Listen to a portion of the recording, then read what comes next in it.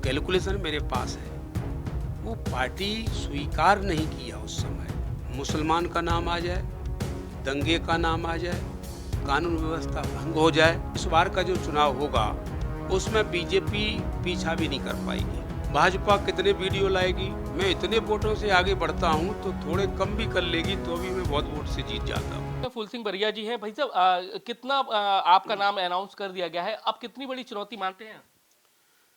Congress party ने विश्वास जताया है और मैं कांग्रेस पार्टी को धन्यवाद देता हूं और मैं ये विश्वास देना चाहूँगा कि इसमें कोई चुनौती नहीं है। कांग्रेस को सीट जीत करके दूंगा, कांग्रेस की विजय होगी। कितनी बड़ी बीजेपी तो नारा लेके चल रही है कि 400 पार का, तो कैसे फाइट करेंगे? मध्य प्रदेश की 29 सीटों पर वो जीत का दावा कर रही है, तो कैसे जीत का होगी आप? कांग्रेस पार्टी की तरफ से मैं कहना चाहूँगा कि 400 पार छोड़िए, इस बार मोदी जी 200 ही पार कर लें तो मोदी जी बहुत बड़े नेता माने जाएंगे। लेकिन आप विधानसभा चुनाव में भी कई बड़े वादे किए थे आपने, लेकिन उसके बाद देखने में आया तो वो तो हुआ नहीं है हकीकत में। देखिए, वो वादे मेरे पास अभी भी हैं, वो वादे मैं भूला नहीं हूँ। पा जो वादा है, जो कैलकुलेशन मेरे पास है, वो पार्टी स्वीकार नहीं किया उस समय। अगर स्वीकार कर लेती, मैं आपको फिर से बता रहा हूँ, इसका भी मेरे पास कैलकुलेशन है। मोदी कहीं नहीं लगते, कहीं भी, ये मेरे पास कैलकुलेशन है इसका। देखिए, बीजेपी सीए ले आई, उसको मान रही है कि चुनाव से पहले लाना, यानी कि वोटर्स को पोलराइज करना। क्या उससे कैसे कांग्रेस जीत पाएगी? बीजेपी चुनाव के पहले मुसलमान का नाम आ जाए, दंगे का नाम आ जाए, कानून व्यवस्था भंग हो जाए, वो इसको शुभ मानते हैं। ऐसा लगता है इससे हमारे वोट बढ़ेंगे, लेकिन बार बार ऐसा करने से इनकी पोल भी खुल रही है कि ये तो इसलिए कह रहे हैं, इसलिए नाम आ रहे हैं, तो वो इनकी पोल खुल रही है। और ये अब की बार सीए निश्चित रूप से लाए इसलिए हैं, लेकिन अब की बार सीए से इनको वोट नहीं मिलेगा। लेकिन आप क्या मानते हैं कि कौन सा ऐसा गणित है जिसके बदौलत आपकी जीत भिंड और दतिया लोकसभा सीट पर होने वाली है? नहीं, मेरा तो उस क्षेत्र पे काम है। मैं खुद की बात करूं, वहाँ पर इस बार का जो चुनाव होगा उसमें बीजेपी पीछा भी नहीं कर पाएगी, कांग्रेस सीट जीत करके आएगी वो। लेकिन आपके कुछ वीडियो तो कहीं ना कहीं कहा जाता है कि वोट कटवा देते हैं, उस समय चुनाव के समय बहुत वायरल होते हैं, जैसे विधानसभा चुनाव में वायरल हुए। क्या कहेंगे उसको लेकर? भाजपा कितने वीडियो लाएगी, मैं इतने वोटों से आगे बढ़ता हूं तो थोड़े कम भी कर लेगी तो भी मैं बहुत वोट से जीत जाता हूं, इसलिए मुझे वो चिंता नहीं है इसकी। और भाजपा ये काम करती है। अभी उसने फिर विधानसभा में किया था, 30,000 से जीता मैं, फिर करेगी, फिर जीतूंगा मैं। अगर वीडियो नहीं मानी जनता तो भारी प्रचंड बहुमत से जीतूंगा, और थोड़े बहुत फर्क पड़ेगी, थोड़ा वोट कट जाएगा, बस इतना अंतर है, उससे ज़्यादा वोट नहीं, अंतर नहीं चंबल आएगा। तो सिंधिया जी का गढ़ कहा जाता है, और उसमें कैसे जीतना मुश्किल होगा? ये भ्रम है, चंबल सिंधिया जी का गढ़ नहीं है, चंबल हम लोगों का गढ़ है। सिंधिया जी कौन है चंबल में, क्या है सिंधिया जी?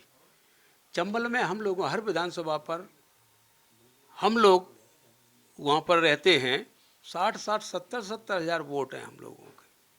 सिंधिया जी का हमें एक भी वोट नहीं है, किसका गढ़ हो जाएगा वो? ये भ्रम फैला के रखा हुआ है। जो पॉलिटिकल पार्टियां हैं ये नहीं चाहती कि गरीब कमज़ोर आदमी सुखी होकर के उनके बराबरी पर पहुंचे। इस बार जीत का क्या गणित है, क्या कैलकुलेशन आपने अपनी लोकसभा का निकाल रहे हैं कि ये कैलकुलेशन काम कर जाता है तो आपकी जीत पक्की है? नहीं, देखिए, वो तो मेरा वहाँ जनता का डायरेक्ट मेरा कनेक्शन है।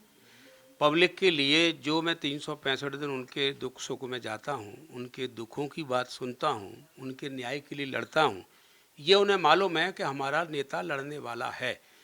अभी तो आज उम्मीदवारी तय हुई है, आप इसी का साथ देख लेना, कल जा करके आप फ़ोन करके पूछ लेना कि लोगों में कितनी खुशी है उम्मीदवारी से ही, और जीतने से कितनी खुशी होगी।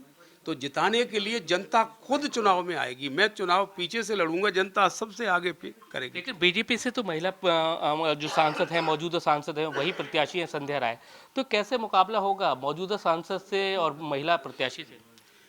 देखिए, मैं इस चीज़ पर भरोसा नहीं करता हूँ, मैं भरोसा नहीं करता, चाहे महिला हो कोई पुरुष हो, अच्छा काम करने वाला आदमी किसी भी पार्टी में हो वो आगे बढ़ेगा। मुझे नहीं लगता भारतीय जनता पार्टी में जब कानून को नहीं मानते हैं, संविधान को नहीं मानते हैं, तो मुझे नहीं मालूम है उनमें कौन अच्छा आदमी है। मैं नहीं मानता तो किसी क्या इन्हीं मुद्दों को लेकर चले जाए आगे बढ़ेंगे कि संविधान को मानते नहीं है? कानून को नहीं मानते, संविधान को नहीं मानते, लॉ एंड ऑर्डर बिगड़ा है, बेरोजगारी बहुत बड़ा मुद्दा है। क्या ये लड़के लड़कियां पढ़ कर के क्या करेंगे? क्या लड़के लड़कियों को नौकरी देने की कभी बात मोदी जी ने बोली क्या? कभी मोदी जी ने पार्लियामेंट बुलाई इसके ऊपर डिस्कशन के लिए कि करोड़ों लड़के लड़कियां पढ़ कर के क्या करेंगे? क्या ये डाकू बनेंगे? क्या बेरोजगारी के ऊपर कभी डिस्कशन हुआ उनमें? क्या कभी कहा महंगाई बढ़ रही है, इंसान कैसे ज़िंदगी जिएगा? 300 रुपये कमाता है, 1000 खर्च हो रहा है, कहाँ से ज़िंदगी जिएगा?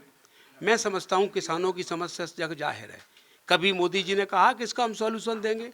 1100 किसान जब मारे गए उसके बाद भी मिलने की कोशिश नहीं की। जो प्राइम मिनिस्टर अपने गरीब लोगों के ऊपर जो मर जाते हैं वहाँ मिलने को तैयार नहीं है, उसकी ज़िंदगी के लिए क्या करेंगे जी? कुछ नहीं करने वाले। तो आप देख सकते हैं फूल सिंह बरैया जी हैं और उन्होंने अभी से अपनी जीत का दावा किया है कि उनके पास में कैलकुलेशन है, उसी कैलकुलेशन को लेकर वो आगे बढ़ने वाले हैं और उनकी जीत है सुनिश्चित है। कैमरामैन राजकुमार कुशवाहा के साथ नासिर गौरी, IBC 24 ग्वालियर।